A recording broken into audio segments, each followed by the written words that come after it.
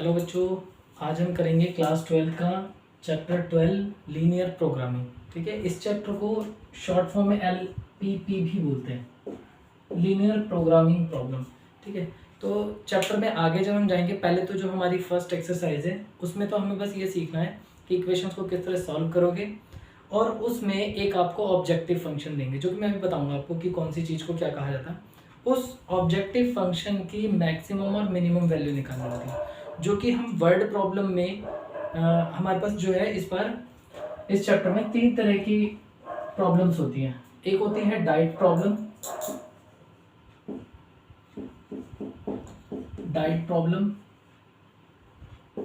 फिर इसमें एक और होती है मैन्युफैक्चर प्रॉब्लम,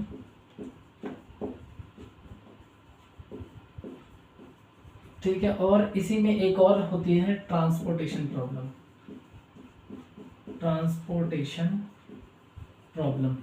तो यहीं पर इन सभी क्वेश्चंस के अंदर हमें कुछ ना कुछ मैक्सिमाइज या मिनिमाइज करना होता है। जैसे मैन्युफैक्चर प्रॉब्लम की बात करता हूँ। मैन्युफैक्चर प्रॉब्लम में अगर मान लो तुम किसी कंपनी के मालिक हो और कुछ बनाना चाहते हो, कुछ प्रोडक्शन करवाते हो, तो तुम क्या चाहोगे कि हमारा जो प्रोडक्शन है उससे हमें जो प्रॉफिट हो वो ज़्यादा मिले। और वो प्रोडक्शन जो है ना, वो काफ़ी फैक्टर्स पे डिपेंड करती है। तो इस चैप्टर में हम यही चीज़ सीखेंगे कि जब किसी एक चीज़ के लिए कई सारे फैक्टर रिस्पॉन्सिबल हों तो किस तरीके से उसकी स्टडी करनी चाहिए हमें। जैसे कि मैं एक बात बताता हूँ आपको, जैसे मैन्युफैक्चर प्रॉब्लम की बात ही करता हूँ। मैन्युफैक्चर प्रॉब्लम में क्या है, मेरी कंपनी है जो 2 चीज़ें बनाती है, एक क्रिकेट बैट बनाती है और एक टेनिस रैकेट बनाती है। ठीक है, तुम्हारी बुक का NCERT का ही क्वेश्चन है, उसी को मैंने एग्जाम्पल के तौर पे यूज़ कर लिया कि एक कंपनी है जो कि क्रिकेट बैट बनाती है और टेनिस रैकेट बनाती है। अब जब हम इनको बनाते हैं तो इन दोनों चीज़ों को बनाने के लिए क्या होता है, तो एक तो मशीन का यूज़ होता है, दूसरा उसके ऊपर एक अलग से क्राफ्टमैन वर्क करता है। जैसे कि तुम देखोगे, अगर मैं बैट बनाऊं तो बैट को शेप दे दिया किसने, मशीन ने शेप दे दिया। फिर उसके बाद उसकी फिनिशिंग जो करते हैं ना, वो क्राफ्टमैन करते हैं। तो मशीन पे भी टाइम लगेगा, क्राफ्टमैन का भी टाइम लगेगा। अब दोनों के दोनों को अगर मैं किसी कंपनी में वर्क करने के लिए इन चीज़ों को रखता हूँ तो इनके लिए टाइम लिमिट होता है कि भाई ये इतनी देर काम करेगा, ये इतनी देर काम करेगा। अब इन्हीं दोनों से मेरे को टेनिस रैकेट भी बनाना है, लेकिन टेनिस रैकेट में क्या है, प्रॉफिट कम है और बैट में प्रॉफिट ज़्यादा है, लेकिन बैट में टाइम ज़्यादा लगता है, उसमें टाइम कम लगता है। तो हम किस तरीके से दोनों चीज़ों को बनाएं कि मेरा प्रॉफिट मैक्सिमम हो। तो इस तरीके से देख रहे हो तुम कि प्रॉफिट अगर मैक्सिमम कराना है तो मेरे को दोनों कई सारी चीज़ें भी ध्यान में रखनी पड़ रही है कि मशीन का काम कितना कराऊं, क्राफ्टमैन से कितना काम कराऊं, है ना। फिर उसके बाद ये देखना पड़ता है कि भाई प्रॉफिट किस में ज़्यादा है, अगर प्रॉफिट ज़्यादा है तो टाइम किस में कम लग रहा है, ये भी देखना पड़ेगा। तो बहुत सारी चीज़ें ऐसी होती हैं कि किसी एक फैक्टर यानी कि प्रॉफिट के लिए मैंने देखा इस मैन्युफैक्चर प्रॉब्लम में कई सारी चीज़ें रिस्पॉन्सिबल हैं। तो इन सभी चीज़ों को ध्यान में रख के हम इक्वेशंस बनाते हैं और एक ऑब्जेक्टिव फंक्शन बनाते हैं और उस ऑब्जेक्टिव फंक्शन का मैक्सिमम या मिनिमम वैल्यू निकालते हैं। तो इस चैप्टर में देखो, पहला तो है एक इस तरह की इक्वेशन मिलेगी आपको z करके, z is equal to which is equal to ax plus by। ठीक है ना, एक तो ये होता है हमारे पास, जिसमें ये जो z होती है, z एक इक्वेशन है। कैसी इक्वेशन है, लीनियर इक्वेशन है,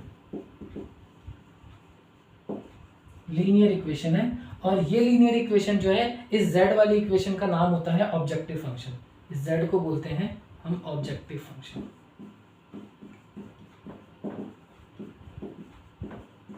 ऑब्जेक्टिव फंक्शन। और इसके ऑब्जेक्टिव फंक्शन के अंदर जो मेरे पास x और y है, इसको क्या बोलेंगे, x and y are called designed variable. Designed variable बोला जाता है इन्हें, ठीक है ना। डिजाइन वेरिएबल, हमें इन्हीं की वैल्यूज निकालनी होती है, इनकी वैल्यू वहाँ वही बताऊंगा। और इसका जो आंसर आएगा, हमारा जो z का आंसर आएगा, वो मैक्सिमम या मिनिमम, जैसे डाइट प्रॉब्लम में हम मिनिमम वैल्यू निकालते हैं और मैन्युफैक्चर प्रॉब्लम में हम मैक्सिमम वैल्यू निकालते हैं, ट्रांसपोर्टेशन प्रॉब्लम में भी हम मिनिमम वैल्यू निकालते हैं। अभी पता चल जाएगा आपको कि क्यों वहाँ मैं मिनिमम की बात कर रहा हूँ, क्यों मैक्सिमम की बात कर रहा हूँ। जब हम क्वेश्चन करेंगे तो समझाऊंगा मैं उसमें। अब जैसे हमें z की 2 वैल्यूज निकालनी होती है, कई बार मैक्सिमम वैल्यू निकालते हैं हम, मैक्सिमम वैल्यू, या फिर कई बार किसी क्वेश्चन में मिनिमम वैल्यू निकालनी होती है हमें। अब ये जो मैक्सिमम वैल्यू और जो मिनिमम वैल्यू होती है, इन दोनों को हम ऑप्टिमल सॉल्यूशन कहते हैं, optimal value, sorry, optimal value कहते हैं। अब क्या होता है, हमारे पास सिर्फ एक यही इक्वेशन नहीं होती, और भी इक्वेशन होती है। ये क्या है, हमारे पास z एक ऑब्जेक्टिव फंक्शन है, यहाँ पर x और y मेरा क्या है, डिजाइंड वेरिएबल है। अब जो z की वैल्यू निकलेगी वो मैक्सिमम वैल्यू या मिनिमम वैल्यू, दो में से एक वैल्यू निकालनी होती है, जिसको ऑप्टिमल वैल्यू कहा जाता है।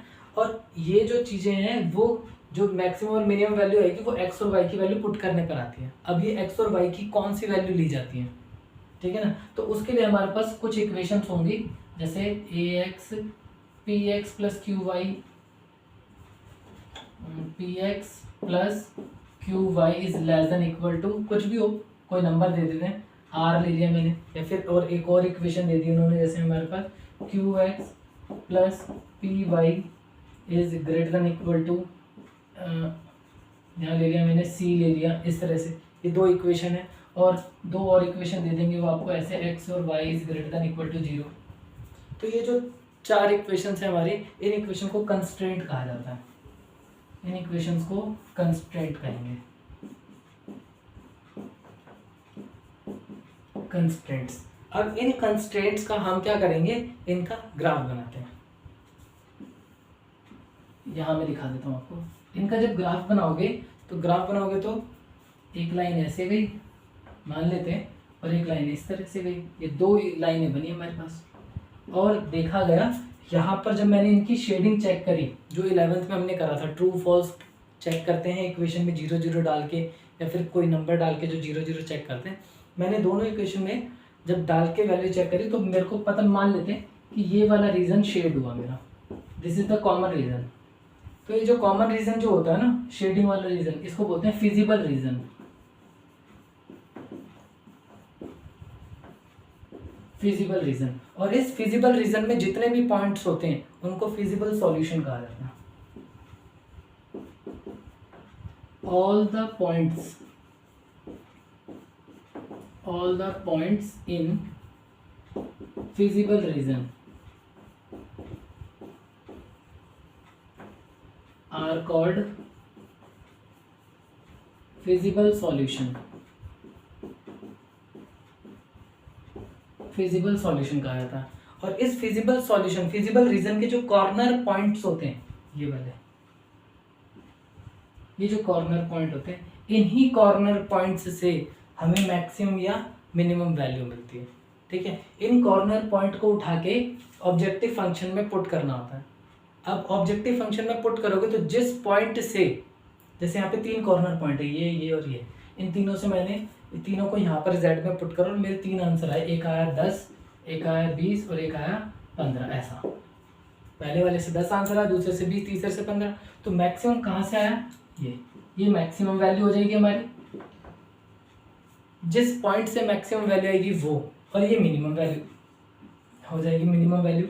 जिस पॉइंट से मैक्सिमम और मिनिमम वैल्यूज आती हैं उन पॉइंट को ऑप्टिमल सॉल्यूशन कहा जाता है। ऑप्टिमल वैल्यू यानी कि ऑप्टिमल वैल्यू जिस पॉइंट से मिलेंगी आपको वो हमारी ऑप्टिमल सॉल्यूशन हो जाएंगे हमारे, ठीक है। इतना बता रहा हूँ, ये सारी चीज़ें टर्म यूज होंगे हमारे क्वेश्चन में। देखो बच्चों, ये क्वेश्चन ले लिया मैंने, है ना। ये जेड मैंने जैसा कि बताया था आपको अभी इंट्रोडक्शन में, ये क्या है हमारा, दिस इज ऑब्जेक्टिव फंक्शन।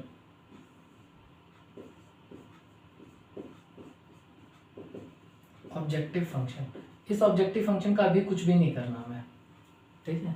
आपके पास ये सारी चीज़ें क्या हैं, ये वो 4 इक्वेशन है जिनको मैंने क्या बताया था आपको, इनको कहा जाता है कंस्ट्रेंट, कंस्ट्रेंट्स, ठीक है। तो ये वाली इक्वेशन उठा लेते हैं, x plus 2y less than equal to 8, इसको बोल दिया इक्वेशन नंबर 1। फिर एक ये ले लेते हैं, ये है आपका 3x plus 2y is less than equal to 12, this is your equation number 2। और इन दो इक्वेशन को ध्यान से देखो, ये क्या कह रहे हैं, x और y दोनों ही 0 से बड़े हैं, 0 से बड़े यानी कि पॉजिटिव। अगर मैं इनका ग्राफ देखूं तो देखो हमारे पास वैसे ऐसा होता है ग्राफ, 0 से बड़ा x एक्सिस पे कौन सा होगा, ये वाला, और 0 से बड़ा y एक्सिस पे कौन सा होगा, ये वाला, ठीक है। यानी कि ये दोनों चीज़ें हमें क्या शो कर रही हैं कि जो ग्राफ बनाना है मुझे वो फर्स्ट क्वाड्रेंट में बनाना है, यानी कि इन दोनों एक्सिस की कोई ज़रूरत नहीं है, सिर्फ इतना ही ग्राफ बनाएंगे। तो इनको अभी छोड़ देते हैं, इन पे अभी ध्यान देने की आपको ज़रूरत नहीं है। सिर्फ ये दो बीच की जो दो इक्वेशन है इनको ले लिया, this is your first equation और ये सेकेंड। अब क्या करना है, लेट कर लेंगे, ये अभी इन इक्वालिटीज़ हैं, इनको इक्वल करके लेट कर लेंगे। Let x plus 2y is equal to 8, जैसे कि हमने कौन सी क्लास 11th में करा था, सेम वैसे ही इसको क्या कर दिया हमने, इक्वल लेट कर लिया। x की वैल्यू 0 पुट करो, put x is equal to 0। अच्छा x अगर 0 हो जाएगा तो y कितना हो जाएगा, y इज इक्वल टू यहाँ 0 तो y की वैल्यू आ जाएगी 4, ठीक है। उसके बाद अब जैसे अभी x 0 पुट करा, y 0 पुट कर दो, put y is equal to 0 तो x कितना आ जाएगा आपका, यहाँ 0 डाल दो तो x की वैल्यू 8 आ जाएगी। अब यहाँ बना लेते हैं डब्बा, बॉक्स बना लो, ये x और ये y। जब x की वैल्यू 0 तो y कितना है 4, x 0 तो y 4, और जब y 0 है तो x कितना है 8, ये बन गया। अब क्या करो, इसका ट्रू फॉल्स भी लगे हाथ चेक कर लेते हैं। ट्रू फॉल्स पता है आपको कैसे चेक करते थे, 0 0 पुट करना पड़ता है। इक्वेशन 1 में 0 0 पुट कर दो, put 0 0 in equation 1।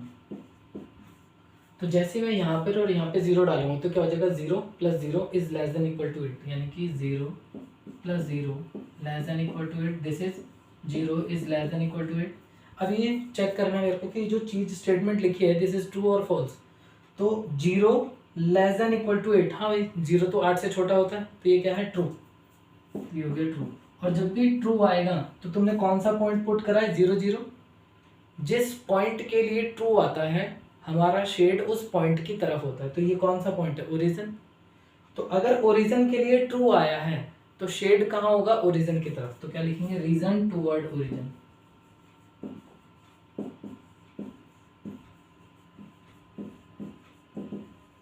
Reason toward origin. अगर फॉल्स आता तो रीजन अवे फ्रॉम ओरिजिन, ठीक है। ऐसे यहाँ पर कर लेते हैं, यहाँ भी वही करेंगे, let 3x plus 2y is equal to 12, x की जगह 0, यहाँ 0 पुट कर दूंगा तो y कितना आ जाएगा आपका 6, ठीक है। और y इक्वल टू 0 तो x कितना आ जाएगा, यहाँ 0 डालूंगा तो x की वैल्यू आ जाएगी 4।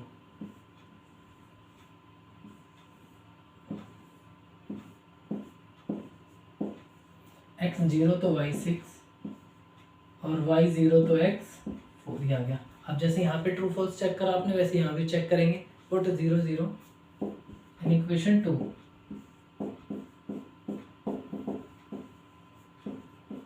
सेकेंड इक्वेशन में, इस वाले इक्वेशन में 0 0 पुट कर देते हैं तो यहाँ आ जाएगा 0, फिर यहाँ 0 पुट करोगे तो ये भी हो जाएगा 0 और लेस देन इक्वल टू 12, इनकी 0 is less than equal to 12।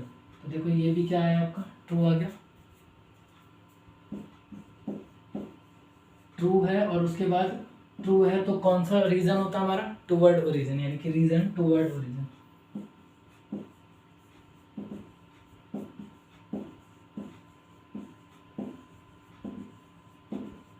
ठीक है, रीजन टूवर्ड ओरिजिन। अब क्या करना है आपको, इनका ग्राफ बनाना है।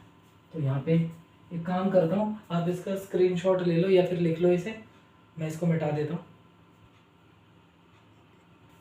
ठीक है। स्क्रीनशॉट ले लिया ना, मैं इनको छोड़ के बाकी सब मिटा देता हूँ।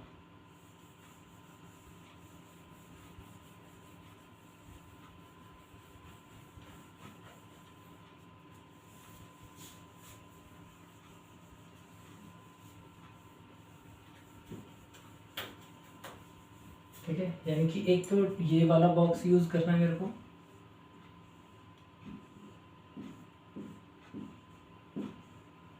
जीरो और 4, 0 और 8, और दूसरा था मेरा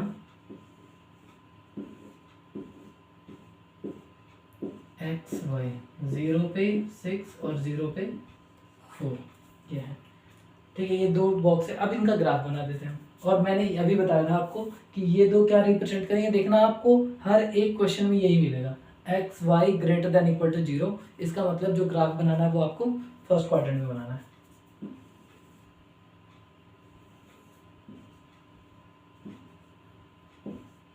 ठीक है, दो दो का गैप ले लेते हैं,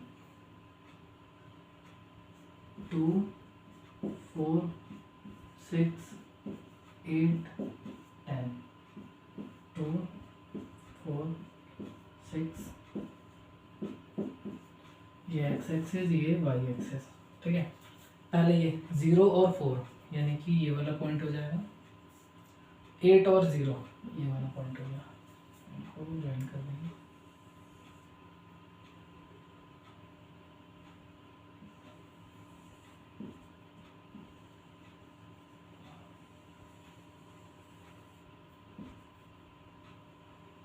ठीक है, ये वाले एक तो ये लाइन आई आपकी, और रीजन कौन सा है, टूवर्ड ओरिजिन दोनों में ही है ना, इसका मतलब इसका शेड कहाँ जाएगा, नीचे की तरफ। तो थोड़ा थोड़ा ऐसे शेड कर लेना, अभी पूरा शेड मत करना।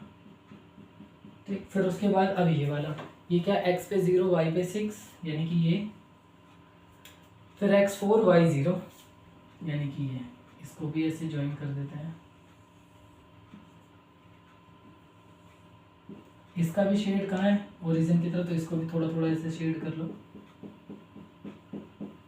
अब ये देखो जरा कि दोनों लाइनों का शेड कौन से रीजन में कॉमन है। तो देखो ये वाला वो रीजन है, इस वाली लाइन का भी इधर आ रहा है, इसका भी इधर आ रहा है, तो यानी कि जो मेन जो शेड है वो कौन सा है आपका, ये वाला। और ये जो शेड वाला रीजन आया, इस रीजन को क्या बोलते हैं, फिजिबल रीजन, बताया था मैंने अभी, है ना। ये होते हैं हमारे फिजिबल रीजन, यानी कि इनकी कोई जरूरत नहीं है, इसकी कोई जरूरत नहीं है। ठीक है, अब उसके बाद होता है हमारा कॉर्नर पॉइंट्स निकालना। तो कॉर्नर पॉइंट जो फिजिबल रीजन के वो कौन कौन से हैं, एक ये रहा, एक ये रहा और एक ये रहा, 3 है कॉर्नर पॉइंट। तो अब आप क्या करोगे, यहाँ पे एक टेबल बनाओगे और यहाँ लिखोगे कॉर्नर पॉइंट्स, कॉर्नर पॉइंट, और यहाँ पर लिखोगे z वाली इक्वेशन कौन सी है आपकी, -3x + 4y। अब कॉर्नर पॉइंट देखो, आपको ये तो आपको दिख रहा है इजीली, दिस इज 0 and 4। ठीक है, फिर ये वाला पॉइंट भी दिख रहा है आपको, 4 और 0। ठीक है, और ये वाला पॉइंट आपको कुछ एग्जैक्टली पता नहीं चल रहा, लेकिन आप ग्राफ पे बनाओगे ना तो आपको ये वाला पॉइंट पे आसानी से दिख जाएगा कि ये पॉइंट एक्चुअल में है क्या। अभी यहाँ पर तो दिख नहीं रहा, अगर मान लो ग्राफ में भी आपको नहीं पता चलता है तो ये वाला पॉइंट फाइंड कैसे करेंगे। तो आपको क्या करना है, ये जो दोनों इक्वेशन है, इन दोनों इक्वेशन को कहीं पे रफ में सॉल्व कर देना। तो यानी कि दोनों इक्वेशन कौन सी थी, देखो बेटा, एक ये थी और एक ये थी। एक इक्वेशन थी आपकी x + 2y = 8, और दूसरी इक्वेशन वो रही। तो एक काम करते हैं, यहाँ से x निकाल लो, x = 8 - 2y, और इसको उठा के इस इक्वेशन में डाल देते हैं। तो रफली करना, आपको ये दिखाना नहीं है एग्जाम में, ये ऐसी है, तो मैं यहाँ पे सॉल्व करके फिर मिटा दूंगा आपके लिए। 3x की वैल्यू यहाँ पुट कर दो, 8 - 2y + 2y = 12, 24 - 6y + 2y = 12। तो ये हो गया आपका 24 - 4y = 12, ये उठा कर ले जाओ, -4y = 12 - 24 -4y = -12। तो y की वैल्यू आ गई 3, y तो आ गया आपका 3, और इसको उठा के यहाँ पुट कर देते हैं। तो देखो कितना आ जाएगा, ये 2 3 = 6, और 8 में से 6 गया तो 2, तो x की वैल्यू कितनी आ गई, 2। तो यानी ये वाला जो पॉइंट है ना आपका, इस पॉइंट की वैल्यू कितनी होगी, 2, 3। तो यहाँ पे हम क्या लिख देंगे, तीसरा पॉइंट 2, 3, और इसकी आपको कोई ज़रूरत नहीं है, ये कहीं दिखाने की ज़रूरत नहीं है। ग्राफ में अगर बनाओगे तो ये आपको देखना, ग्राफ में अपने आप ही पता चल जाएगा। लेकिन बाय चांस अगर ग्राफ में नहीं पता चलता है तो उस टाइम पर क्या करोगे, ऐसे सॉल्व करके आप चेक कर सकते हो कि वो जो पॉइंट है वो कौन सी दो लाइन का पॉइंट ऑफ इंटरसेक्शन है। निकाल दिया, तीनों पॉइंट निकल गए। अब क्या करना है आपको, ये जो तीनों पॉइंट है, ये जो तीनों पॉइंट है, इन तीनों पॉइंट को उठा के आपको क्या करना है, z में पुट करना और देखना है किससे क्या वैल्यू आ रही है। अब जैसे देखो ऑब्जेक्टिव फंक्शन है, यहाँ पर मैंने लिखा नहीं कि मैक्सिमम या मिनिमम वैल्यू निकालनी है, एग्जाम में लिखा आएगा आपको कि कौन सी वैल्यू निकालनी है। तो जैसे मैं कह देता हूँ मैक्सिमम वैल्यू निकालो, इसकी मैक्सिमम वैल्यू निकालनी है मुझे इस z की। तो हम क्या करेंगे, सारी वैल्यू पुट करके देखते हैं क्या क्या आंसर आ रहा है। x की जगह 0 डालो, y की जगह 4 डालो, तो आंसर आया 16। यहाँ पर x की जगह 4 डालो तो ये हो जाएगा -12, y की जगह 0, दिस इज -12। और अब x की जगह 2, y की जगह डालो। x की जगह यहाँ 2 डालोगे तो ये हो गया -6, 3 डालोगे तो हो जाएगा 12 और दिस इज 6। तो मैक्सिमम कहाँ पर है? मैक्सिमम यहाँ पर है। तो यानी कि हमारे पास z is equal to -3x + 4y as 16 is its maximum value. ये इसकी मैक्सिमम वैल्यू हो गई और किस पॉइंट पे? एट 0, 4। यानी कि x की वैल्यू कितनी है? 0 और y की वैल्यू कितनी है? 4। तो ये आपका पूरा क्वेश्चन कंप्लीट हुआ है। तो एग्जाम में ये आता है 4 मार्क्स का आ जाता है, और पहले जो आता था ये 6 मार्क का आता था, लेकिन 6 मार्क का ये नहीं आता। अभी तुम्हें आपको क्या दे रखा है? देखो इसमें पूरा ऑब्जेक्टिव फंक्शन भी दे रखा है, कंस्ट्रेंट भी दे रखे हैं। ये 12.1 आपकी एक्सरसाइज, पूरी एक्सरसाइज ऐसी है। यहाँ पर जो है फिजिबल रीजन है आपका, कैसा रीजन है? देखो फिजिबल रीजन में चेंज आ सकते हैं। फिजिबल रीजन में आपका जैसे ये बाउंडेड है ना, बंद है चारों तरफ से। ऐसे फिजिबल रीजन भी मिलेंगे जो अनबाउंडेड होंगे। उसके लिए क्या करना होता है आपको? इसके अलावा एक स्टेप और एक्स्ट्रा करना होता है, बाकी करना इतना ही होता है। ठीक है, एक एक्स्ट्रा स्टेप करना होता है, वो हम अगली वीडियो में देखेंगे। अगला क्वेश्चन जब मैं कराऊंगा अगली वीडियो में, तो आप उसमें देखना ये कौन सा है, बाउंडेड है।